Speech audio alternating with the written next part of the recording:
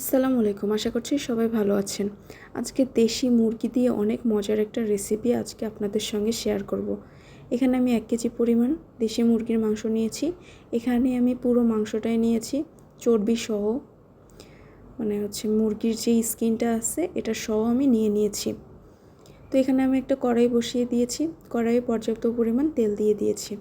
এখন দিয়ে দেব এখানে আমি 1 কাপ পরিমাণ পেঁয়াজ কুচি দিয়ে এটাকে আমি ভালোভাবে ভেজে নেব তেলের সঙ্গে।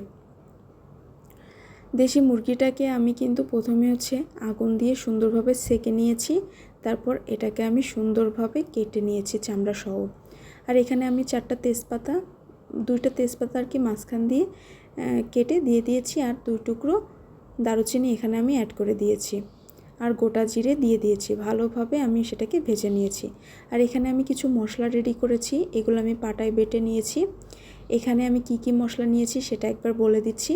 এখানে আছে জিরা, 1 চামচ পরিমাণ জিরা, তারপরে আছে 4-5 টুকরো ছোট ছোট টুকরো দারুচিনি, 4টা লবঙ্গ, 4টা গোলমরিচ, আর আছে ধনিয়া।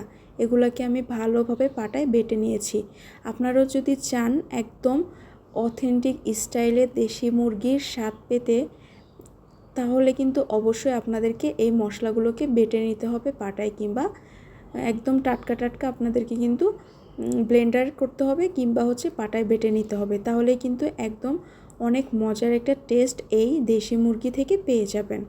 তো আমি মশলাগুলোকে দিয়ে ভালোভাবে এদিকে ভুনা করে নিয়েছি। পরে কিন্তু আমি হলুদ, মরিচের গুঁড়া, লবণ অ্যাড করে দিয়েছি। আর বাকি মশলাগুলো তো আমি বেটেই নিয়েছি, সেটা বললাম। তো মশলাগুলোকে আমি পানি দিয়ে ভালো করে কষিয়ে নিয়েছি। তারপর এখানে আমি মাংসগুলোকে দিয়ে দিয়েছি। এখন মাংসগুলোকে দেওয়ার পরে এখানে আমি ভালোভাবে মিক্সড করে নেব।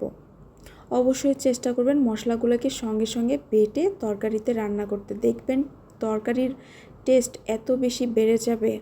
অবশ্যই পাশে ট্রাই করে দেখবেন। যারা এটা এই প্রসেসটা ট্রাই করেন তারা কিন্তু জানেন যে মাংসের টেস্টটা কত বেশি বেড়ে যায়।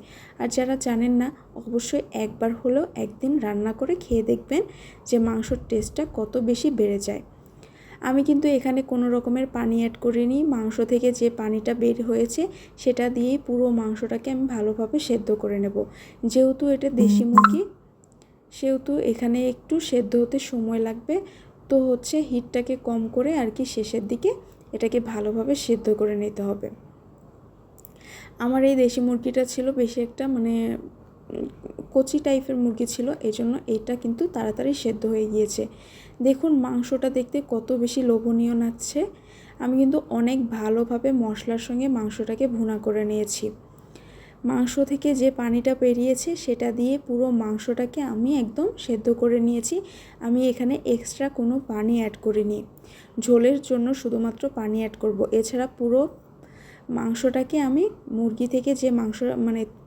মুরগির মাংস থেকে যে পানিটা বেরিয়েছে সেটা দিয়ে সুন্দরভাবে সেদ্ধ করে নিয়েছি।